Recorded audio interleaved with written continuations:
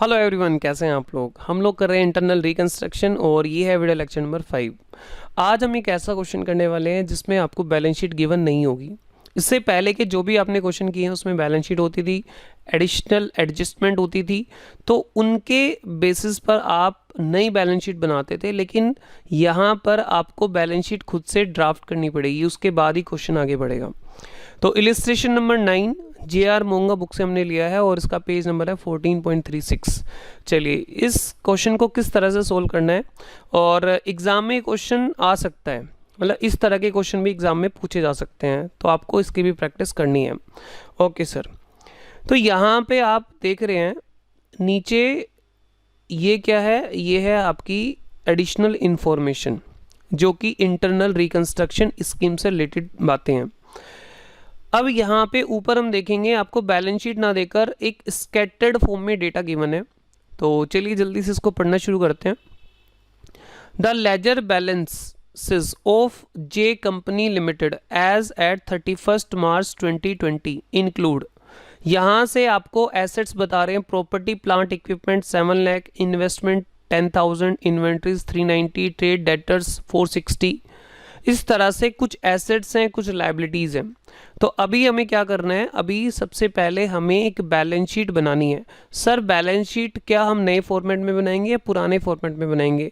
देखो ये जो बैलेंस शीट आप बनाओगे इसको आप पुराने फॉर्मेट में ही बनाना। इसकी जगह पे हम कई बार हमारी बुक में भी दिया हुआ है ट्रायल बैलेंस भी बना लेते हैं मिसिंग फिगर निकालने के लिए, राइट। तो हमें इसका जो बेसिक पर्पज़ है, जो इसका मेन पर्पज़ है वो ये है कि मिसिंग फिगर आइडेंटिफाई करना। तो आप ये मत समझिएगा कि भाई हमारी जो पुरानी बैलेंस शीट थी वो तो हट चुकी है, वो तो नहीं है, वर्टिकल फॉर्मेट वाली बैलेंस शीट ही हमसे मांगी जाएगी। बिल्कुल सही है, लेकिन यहाँ पे जो पहली वाली बैलेंस शीट बनेगी वो आपकी पुराने फॉर्मेट में ही आप उसको बनाइए, ठीक है। तो अब यहाँ पर एक बार ये सारी इन्फॉर्मेशन को हम अभी पढ़ेंगे क्योंकि बैलेंस शीट से रिलेटेड इन्फॉर्मेशन है। तो एक काम करते हैं, यहाँ पर नीचे आ जाते हैं, यहाँ से हम पढ़ना शुरू करते हैं। However if appropriately reconstruction it is expected to earn good profit in next few years. वो ये कह रहे हैं कि जो फर्म है, जो कंपनी है, सॉरी फर्म नहीं, कंपनी जो है हमारी जे कंपनी लिमिटेड, अगर हम इसको प्रॉपरली रिकंस्ट्रक्ट करें तो ये रिवाइव हो जाएगी, मतलब ये सही कंडीशन में आ जाएगी इन next few year. Accordingly the following scheme of reconstruction is agreed upon. हमारी जो स्कीम है इंटरनल रिकंस्ट्रक्शन की वो इस तरह से एग्री हो चुकी है। तो यहाँ पर ये सारी हमारी जर्नल एंट्रीज हैं और इसको हम अभी पढ़ेंगे धीरे धीरे। लास्ट में एक बार पढ़ते हैं क्वेश्चन मांग क्या रहा है। Pass the necessary journal entries. तो सबसे पहले उसने मांगा है journal entries to give effect to the aforesaid scheme and show post reconstruction balance sheet. ये वाली हमारी कौन सी बैलेंस शीट बनेगी? नई वाली बैलेंस शीट। सर जो आप ऊपर बैलेंस शीट की बात कर रहे हो वो कौन सी है? वो रिकंस्ट्रक्शन से पहले वाली बैलेंस शीट है। पोस्ट रिकंस्ट्रक्शन ही न्यू फॉर्मेट में आपको बैलेंस शीट बनानी है, जो अभी हम नहीं कर रहे हैं। नेक्स्ट क्लास से मैं आपको बैलेंस शीट की प्रैक्टिस कराऊंगा। Assume that first all the formalities are duly complied with. सारी फॉर्मेलिटी जो इंटरनल रिकंस्ट्रक्शंस की होती हैं वो कंप्लाई हो चुकी हैं। The company has only one bank account to transact all receipts and payments. मतलब वो ये कह रहे हैं कि कंपनी के पास एक ही बैंक है सारे रिसीट्स और पेमेंट को रिकॉर्ड करने के लिए। आप ये समझिए इसका मतलब, ठीक है। तो जो इन्फॉर्मेशन हमने अभी नहीं पढ़ी है उसको हम धीरे धीरे पढ़ते जाएंगे और काम करते जाएंगे, ठीक है जी। चलिए, तो सबसे पहले हम क्या करने वाले हैं, सबसे पहले हमारा जो टारगेट है वो बैलेंस शीट को बनाना है। यहाँ पर क्योंकि टाइम ज़्यादा लग सकता था इसलिए मैंने क्या करा, पहले ही फॉर्मेट रेडी करा हुआ है और जर्नल एंट्री का फॉर्मेट भी रेडी कर लिया और बैलेंस शीट का फॉर्मेट भी, ताकि थोड़ा सा टाइम हमारा सेव हो जाए।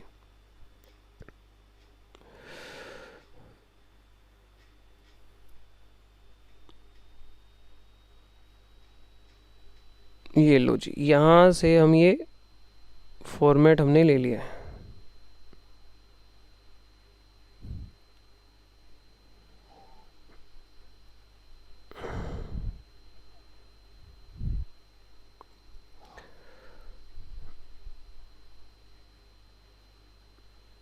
बिल्कुल सिंपल है, लेकिन होता क्या है कि अगर मान लो स्टूडेंट इस तरह के क्वेश्चन की प्रैक्टिस नहीं करके गया एग्जाम में, तो हो सकता है उसको थोड़ा सा अजीब लगे और समझ में भी ना आए बातें। बाकी सिंपल है, तो चलिए देखते हैं कैसे करना है। The ledger balances of J Company Limited as at 31 March 2020 include, सबसे पहले एसेट आ रहा है property plant equipment PPE 7 lakh rupees. Property plant equipment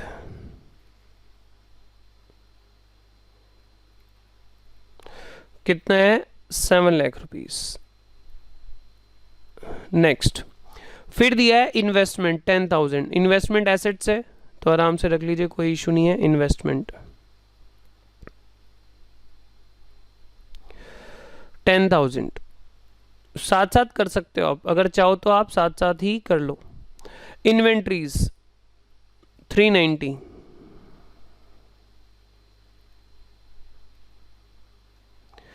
$3,90,000। आगे बढ़ो। ट्रेड क्रेडिटर्स 4,60,000,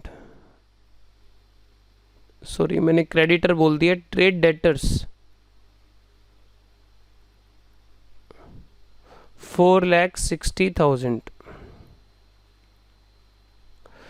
फिर आगे देखते हैं, प्रिलिमिनरी एक्सपेंसेस 20,000, तो प्रिलिमिनरी एक्सपेंसेस यहीं पे आएगा।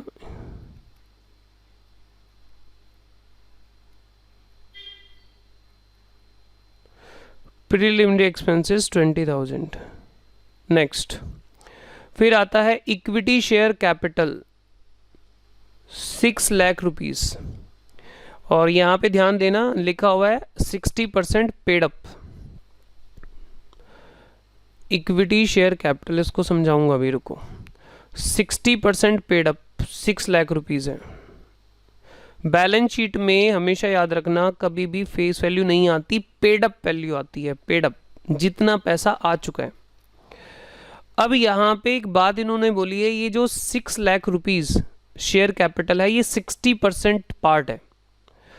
आपने ये बातें पहले भी कहीं देखी होंगी, क्योंकि आप बीकॉम के स्टूडेंट हैं तो आपने पहले भी ऐसी बातें पढ़ी हुई हैं।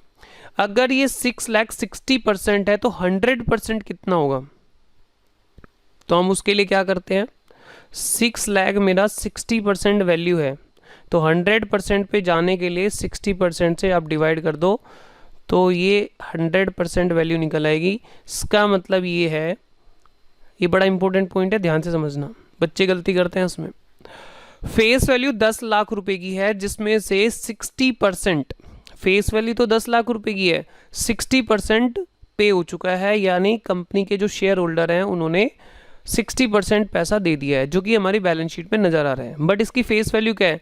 10 लाख रुपीस। ओके, अब नीचे जाके क्वेश्चन में ये बता भी देगा कि एक शेयर हमारा है 100 रुपीज़ का, आगे जाके हम पढ़ लेंगे, नीचे लिखा हुआ है the two make existing ₹100 equity shares, right. तो एक शेयर यहाँ पर मैं पहले से आपको थोड़ा सा बता रहा हूँ ताकि आपको बातें समझ में आ जाए। तो एक शेयर कितने का है? 100 रुपीज़ का, तो नंबर ऑफ शेयर्स कितने आ जाएंगे आपके पास? 10,000 इक्विटी शेयर्स, 10,000 इक्विटी शेयर्स आ जाएंगे। तो मैं यहाँ पे लिख भी देता हूँ, 10,000 इक्विटी शेयर्स हैं हमारे पास, इक्विटी शेयर्स हैं। और कितने का एक है? अभी पेड अप कितने का? 60। वैसे इसकी फेस वैल्यू 100 है, फेस वैल्यू कितनी है इसकी? 100, बट 60 ही यहाँ पे अभी तक पे हुआ है, यानी 40 रुपीज़ अभी भी हर शेयर पर कंपनी अपने शेयर होल्डर से मंगा सकती है। पहले इस पॉइंट को आप अच्छे से क्लियर कीजिए, उसके बाद ही आपको आगे बढ़ना है। सबसे इंपॉर्टेंट पॉइंट है ये वाला, ध्यान से। फिर उसके बाद आगे बात करते हैं 10% फर्स्ट डिबेंचर्स। सर ये फर्स्ट क्यों लिखा है यहाँ पे?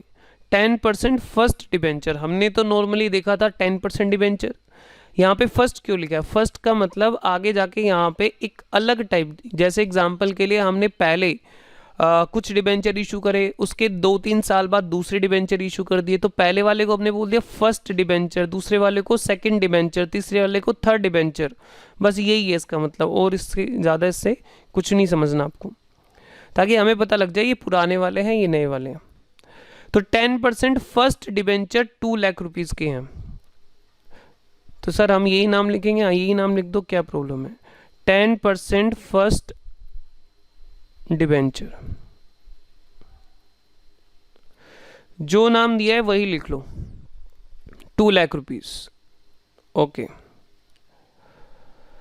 आगे आता है हमारे पास ओवरड्राफ्ट। ओवरड्राफ्ट कितने का है? 50 रुपीज़ का।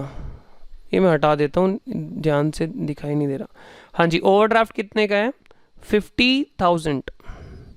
तो बैंक ओवरड्राफ्ट है बेसिकली, बैंक ओडी 50,000। उसके बाद ट्रेड क्रेडिटर्स, आगे इसमें लिखा है including Y 4 rupees 8,50,000। Trade creditors, trade creditors, trade creditors हमारे टोटल हैं 11,50,000 के, जिसमें एक पर्सन है मिस्टर वाई जो कि 8,50,000 का इसमें जुड़ा हुआ है। हाँ जी, इंक्लूडिंग वाई, वाई कितने का है इसमें? वाई 4 8,50,000। सर ये अलग से क्यों दिया है? इसका रीज़न ना आपको आगे जाके समझ में आएगा कि वाई अलग से यहाँ पे क्यों दिया है। देखो, क्रेडिटर जो होते हैं इसमें ऐसा तो नहीं है कि एक ही पर्सन से हमने गुड्स खरीदा हुआ है, इसमें बड़े सारे लोग हो सकते हैं। तो उन्होंने अलग से यहाँ पे मेंशन कर दिया कि वाई से 8 लाख, वाई को 8,50,000 रुपये हमें देने हैं, राइट। उसके बाद outstanding interest for 1 year on debentures rupees 80,000। 1 year का इंटरेस्ट आउटस्टैंडिंग है डिबेंचर पर। सर क्या दोनों डिबेंचर पर है? यस। तो मैं आपको अभी क्रॉस टैली भी करा दूंगा। Outstanding interest on debenture 80,000। 80,000 एक साल का ये इंटरेस्ट आउटस्टैंडिंग है। अब यहाँ पे देखो 2 लाख का 10% हो गया 20,000, और सेकंड डिबेंचर, ओहो सेकंड डिबेंचर यहाँ पे हमें लिखना रह गया है। यहाँ पे आप, सॉरी ये इसके बाद आएगा, बोले नहीं हम, इसके बाद आएगा 12% second debenture of rupees 5 lakh. तो यहीं पे लिख देते हैं 12% सेकंड डिबेंचर 5 लाख रुपीज़ के। तो मैं क्रॉस चेक करा देता हूँ आपको। तो फर्स्ट डिबेंचर जो कि 10% वाले हैं उनका इंटरेस्ट एक साल का बना 20,000, और सेकंड डिबेंचर का बना 60,000। 12% रेट है, 5 लाख के टोटल डिबेंचर हैं, तो इनका 60 और इसका 20। तो इस तरह से वो एक साल का इंटरेस्ट आउटस्टैंडिंग दिखा रहा है 80,000। तो दोनों का ही ये इंटरेस्ट है। आगे फिर आगे कहता है for the last several years the company has incurred heavy losses. तो कंपनी को बड़े हैवी लॉसेस हो रहे हैं, तो इस वजह से यहाँ पे कंपनी को ये रिकंस्ट्रक्ट करने की कोशिश कर रहे हैं। However if appropriately reconstructed it is expected to earn good profit in next few year. कंपनी के डायरेक्टर को लग रहा है कि अगर इस कंपनी को रिकंस्ट्रक्ट किया जाए तो ये आने वाले टाइम में अच्छा प्रॉफिट कमा के दे सकती है। Accordingly the following scheme of reconstruction is agreed upon. यहाँ पर इंटरनल रिकंस्ट्रक्शन की जो स्कीम है वो यहाँ पे एग्री हो चुकी है, और आपको बस जर्नल एंट्री अब डालनी है। तो सर जो बैलेंस शीट हमने बनाई है वो क्यों बनाई है, उसका पर्पस क्या है? इसका पर्पस है मिसिंग फिगर ढूंढना। तो चलो मैं आपको यहाँ पे दिखा देता हूँ कि देखो हैवी लॉसेस हो रहे हैं, तो यहाँ पे 98% केसेस में प्रॉफिट एंड लॉस का डेबिट बैलेंस ही निकालने के लिए बेसिकली ये बैलेंस शीट बनाई जाती है, जिसको हम बोलते हैं सरप्लस। और सर अगर लायबिलिटी साइड पर अगर कोई बैलेंस आ जाए तो आप उसको बैंक ओवरड्राफ्ट में डाल दीजिए, ठीक है। चलिए, तो यहाँ पे सरप्लस, इधर आ रही है बैलेंसिंग फिगर। चलो अब देख लेते हैं कितनी आ रही है फिगर। 8 लाख, 2 लाख, 5 लाख 50,000, 11,50,000, 80,000। तो 25,80,000 लायबिलिटी साइड का टोटल है, माइनस 7,10,000, 390, 460 और 20। तो हमारे पास सरप्लस में यानी P&L का डेबिट बैलेंस आ गया है 10 लाख रुपीस, जो कि हमारी बैलेंस शीट से बिल्कुल, जो आंसर में बैलेंस शीट गिवन है उससे बिल्कुल मैच हो रहा है। तो ये 10 लाख रुपीस आ गया है। तो इसलिए आपको ये बैलेंस शीट बनानी है क्योंकि यहाँ पर आपको ये फिगर गिवन नहीं थी। ठीक है सर, हम बना लेंगे बैलेंस शीट, मुश्किल नहीं है, बिल्कुल सिंपल सी है। एसेट वाली इंफॉर्मेशन एसेट पे रखो, लाइबिलिटी वाली लाइबिलिटी पे रखो, क्योंकि नया क्वेश्चन था इसलिए हमने इसको डिस्कस किया। चलिए अब बात करते हैं आगे। यहाँ पर अब का क्या काम करना है, आपको बस ये बैलेंस शीट को बेस रखना है और जो भी हमें एडिशनल इन्फॉर्मेशन गिवन है उसके बेसिस पर हमें आगे जर्नल एंट्री पास करनी है, राइट। चलिए स्टार्ट करते हैं। टू मेक द एग्जिस्टिंग, क्या कह रहा है, to make the existing ₹100 equity shares, यानी एक इक्विटी शेयर 100 रुपीज का है, फुल्ली पेड अप। हमें क्या बनाना है, उनको फुल्ली पेड अप। याद करो सबसे पहले मैंने ये बात बताई थी कि हमारे 10,000 इक्विटी शेयर है जो कि 60 पेड अप वाले हैं, हमें उनको फुल्ली पेड अप बनाना है। इसका मतलब 40 रुपए भी कंपनी यहाँ पे मंगा रही है, फुली पेड अप बनाएंगे। Okay, and then to reduce them to ₹20 each, और फिर हमें उनको घटा के 20 रुपए कर देना है। पहले एक एंट्री करते हैं। तो पहली एंट्री मैं आपसे पूछता हूं, पहली एंट्री क्या बनेगी। आपने शेयर कैपिटल का चैप्टर क्लास 12th में भी पढ़ा हुआ है। तो फाइनल कॉल मंगाने की एंट्री क्या करते थे, share final call account debit to equity share capital, और उसके बाद bank account debit to share final call. ठीक है, यही एंट्री होती थी। चलिए मैं आपको दिखा देता हूँ ये एंट्री। यहाँ पे देखिए, सिर्फ ये दो एंट्री आप देखना।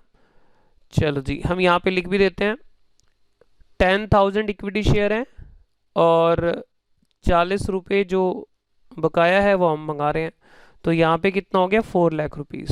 क्या एंट्री बनी, share final to equity share capital. ये एंट्री ड्यू की है और रिसीव हमें पूरा अमाउंट हो चुका है। क्वेश्चन कुछ ना गए तो पूरा अमाउंट रिसीव हो जाता है, राइट। तो हमारी पहली दो एंट्री आपको समझ में आ जानी चाहिए। सर हम डायरेक्ट नहीं डाल सकते, नहीं डायरेक्ट मत डालो, आप पहले ड्यू करो, क्योंकि पहले मंगाया जाएगा फिर रिसीव होगा। तो ड्यू की एंट्री करो फिर रिसीव करने की एंट्री करो। चलिए फिर उसके बाद आगे देखते हैं हम। आगे इन्होंने कहा एंड देन, उसके बाद रिड्यूस देम टू ₹20 ईच, मतलब पहले आपने फुल्ली पेड कर लिया, 10,000 शेयर थे, अब 100 रुपए के हो गए हैं, लेकिन उनको डिक्रीज करके आपको 20 रुपए कर देना है।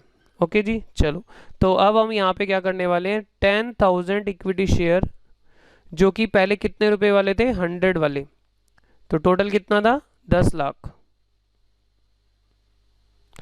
अब क्या कर देना है, हमें घटा के उनको कर देना है 20 रुपए। तो नंबर ऑफ शेयर अभी भी वही रहेंगे 10,000, लेकिन 20 कर देना है। ठीक है, तो मैंने एक बात बताई थी आपको, एक होता है टू और एक होता है बाई। टू का मतलब होता है फेस वैल्यू और पेड अप दोनों को ही डिक्रीज कर दो, यानी टोटल आप ये कह सकते हो कुल मिला के कि इक्विटी शेयर कैपिटल ही नहीं हो जाएगी। इसलिए पुरानी इक्विटी शेयर कैपिटल खत्म हो जाएगी और नई इक्विटी शेयर कैपिटल आ जाएगी, जिसमें 10,000 शेयर हैं 20 रुपए वाले, फेस वैल्यू भी 20 रुपए और पेड अप भी 20 रुपए। सर अगर यहाँ पे बाई होता तो बाई के केस में पुरानी इक्विटी शेयर कैपिटल खत्म नहीं होती है, पुरानी इक्विटी शेयर कैपिटल खत्म नहीं होगी, सिर्फ वो कुछ कम हो जाएगी, राइट। तो उस जब वो आएगा पॉइंट तो मैं आपको बताऊंगा। तो यहाँ पे देखो 10,000 इक्विटी शेयर इंटू 20, तो कितना आ गया, 2 लाख। और उसके बाद 8 लाख का यहाँ पे क्या हुआ, फायदा हो गया डायरेक्ट। 8 लाख का यहाँ पे इंटरनल रिकंस्ट्रक्शन में, मतलब सॉरी रिकंस्ट्रक्शन अकाउंट में चला गया, कंपनी को यहाँ पे फायदा हो गया। फिर उसके बाद आगे बढ़ते हैं हम। फर्स्ट पॉइंट हमारा कंप्लीट हो चुका है। Second, to settle the claim of the holders of first debentures. तो यहाँ पे इन्होंने कहा है to settle the claim of holders of first debenture, first debenture by issuing 2,013.5% debenture of ₹100 each. इसका मतलब ये देखो, जो हमारे फर्स्ट डिबेंचर हैं, कितने रुपए के हमारे फर्स्ट डिबेंचर हैं, 10% फर्स्ट डिबेंचर है 2 लाख रुपीस के। अब कंपनी यहाँ पे क्या कर रही है, यहाँ पे कंपनी 13% नए डिबेंचर इशू कर रही है। किसको, फर्स्ट डिबेंचर होल्डर्स, जो फर्स्ट डिबेंचर होल्डर हैं उनको यहाँ पे 2,100 रुपए वाले 13.5% डिबेंचर इशू कर रही है। तो सर इसमें तो कंपनी को नुकसान हुआ, फायदा कहाँ हुआ, चेक करो। पहले 2 लाख की फेस वैल्यू के डिबेंचर थे, रेट था 10%, अब जो नए डिबेंचर है उनका रेट है 13.5%, फेस वैल्यू अभी भी सेम है। तो सर कंपनी को फायदा कहाँ हुआ? नहीं, फायदा हुआ है। किस चीज का फायदा हुआ मैं दिखाता हूं आपको। यहां पे लिखा है to settle the claim of the holder of first debenture.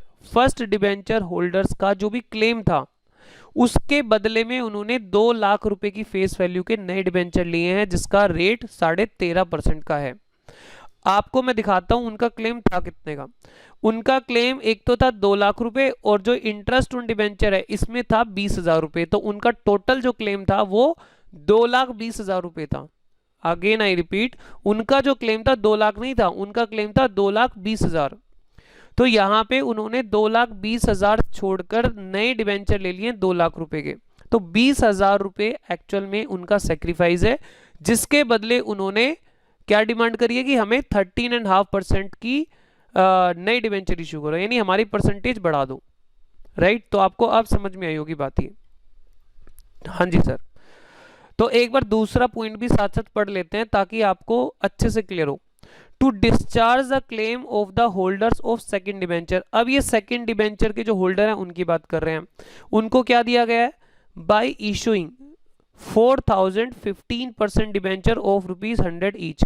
आप मुझे बताओ फेस वैल्यू, कितनी फेस वैल्यू के नए डिबेंचर इशू करे गए हैं? 4 लाख की फेस वैल्यू के नए डिबेंचर इशू करे गए हैं, जिनका रेट है 15%। इसमें देखते हैं क्या है, क्या फायदा हुआ कंपनी को। पहले जो रेट था वो था 12%, अब रेट कंपनी ने कर दिया 15%। तो यानी कंपनी को इंटरेस्ट का बर्डन तो है ही है, जो आगे इसको पड़ेगा। लेकिन यहाँ पे 5 लाख प्लस 60,000 इंटरेस्ट में भी तो उनका कुछ है ना क्लेम। फर्स्ट वालों का कितना था 20, और इनका इंटरेस्ट कितना पेंडिंग था 60। तो इनका टोटल क्लेम था 5,60,000। इन्होंने वो छोड़ दिया और उसके बदले ले लिए हैं 15% के 4 लाख के डिबेंचर। ठीक है जी, तो आपको शायद अब बात समझ में आई होगी। इसका मतलब ये हुआ कि जो पहले वाले डिबेंचर थे उन्होंने सिर्फ इंटरेस्ट छोड़ा है 20,000, अपना इंटरेस्ट रेट बढ़वा लिया है। लेकिन जो सेकंड वाले डिबेंचर थे उन्होंने अपनी 5 लाख की फेस वैल्यू को 4 लाख किया और अपना 60,000 का इंटरेस्ट छोड़ा।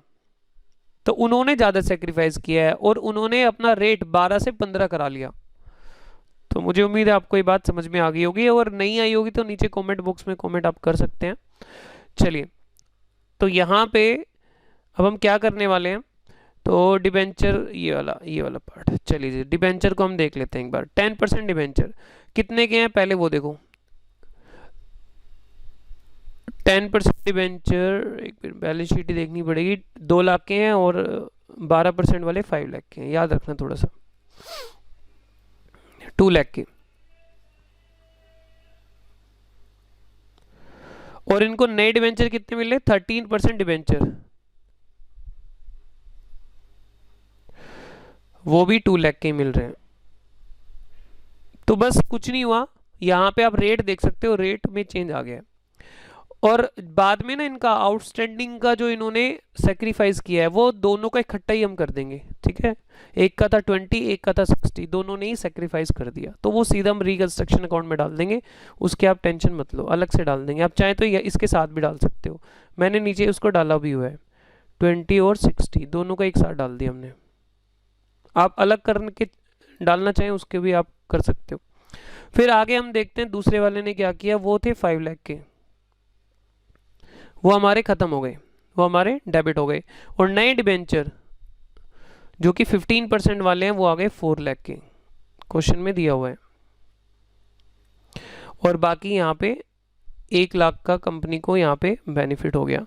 और दोनों ने ही अपना आउटस्टैंडिंग इंटरेस्ट ऑन डिबेंचर वाला जो क्लेम था वो छोड़ दिया है।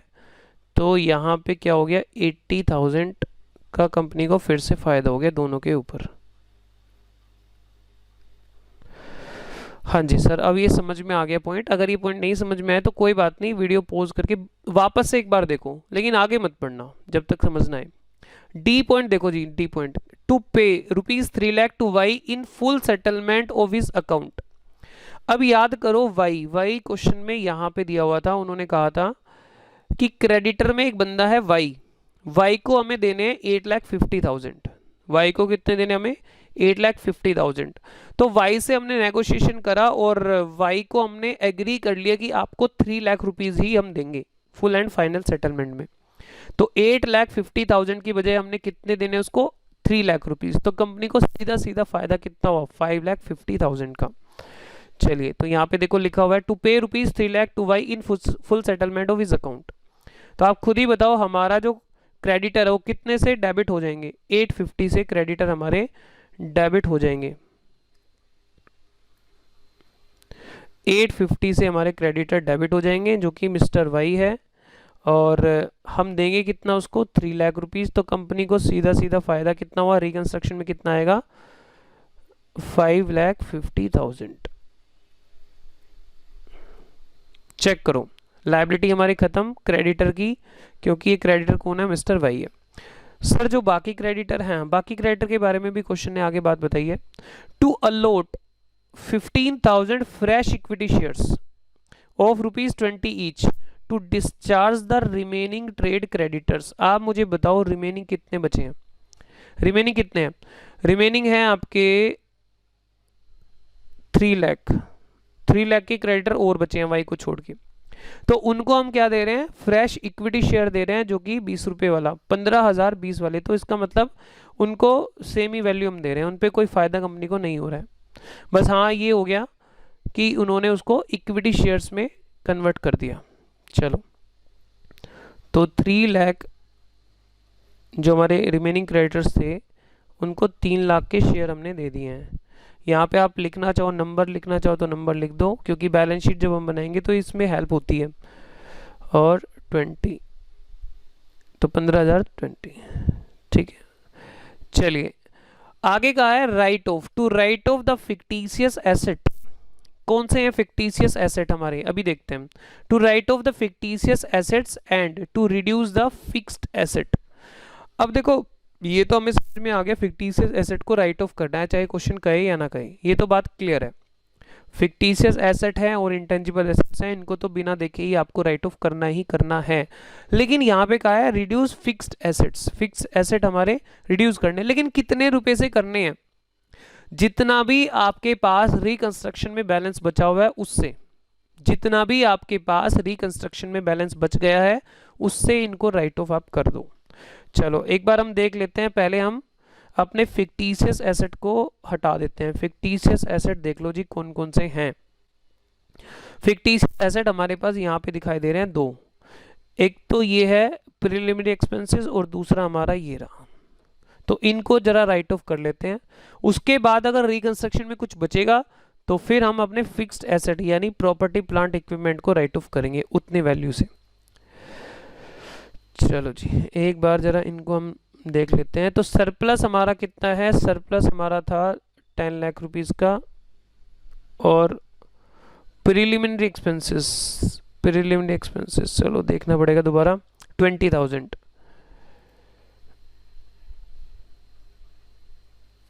हाँ जी प्रिलिमिनरी एक्सपेंसेस था 20,000। आप चाहें तो एक अलग से एंट्री भी कर सकते हो। अभी इन दोनों को राइट ऑफ कर दो रिकंस्ट्रक्शन से, उसके बाद रिकंस्ट्रक्शन में जो बचे उससे प्रॉपर्टी प्लांट इक्विपमेंट को। एक बार रिकंस्ट्रक्शन में हम बैलेंस देख लेते हैं कितना बचा हुआ है, देख लेते हैं जी। रिकंस्ट्रक्शन में कैसे करोगे, पहली 2 एंट्री में रिकंस्ट्रक्शन कहीं पर भी नहीं है, थर्ड एंट्री में आ रहा है रिकंस्ट्रक्शन, ये रहा 8 लाख। अपने कैलकुलेटर पे ले लो जी, कैलकुलेटर पेपर में अलाउड है, ये बात आपको पता होनी चाहिए। 8 लाख ठीक है। उसके बाद रिकंस्ट्रक्शन हमारा ये रहा 1 लाख रुपए, ऐड कर लो। फिर रिकंस्ट्रक्शन हमारा 80,000 से क्रेडिट हुआ, ऐड कर लो। फिर रिकंस्ट्रक्शन 550 से क्रेडिट हुआ, ऐड कर लो। अब हमारे रिकंस्ट्रक्शन में यहां तक पड़ा हुआ है 15,30,000, यहां तक इस एंट्री तक 15,30,000। 15,30,000 अब यहां पे डेबिट करो। इसमें कितना चला गया 10,20,000। तो हमारे पास जो बचा हुआ है रिकंस्ट्रक्शन में 5,10,000 है। तो 5,10,000 से आप अपने फिक्स्ड एसेट को रिड्यूस कर दो। कैलकुलेट करके जरूर देखना भाई, ये बैलेंस ही फिगर है हमारी।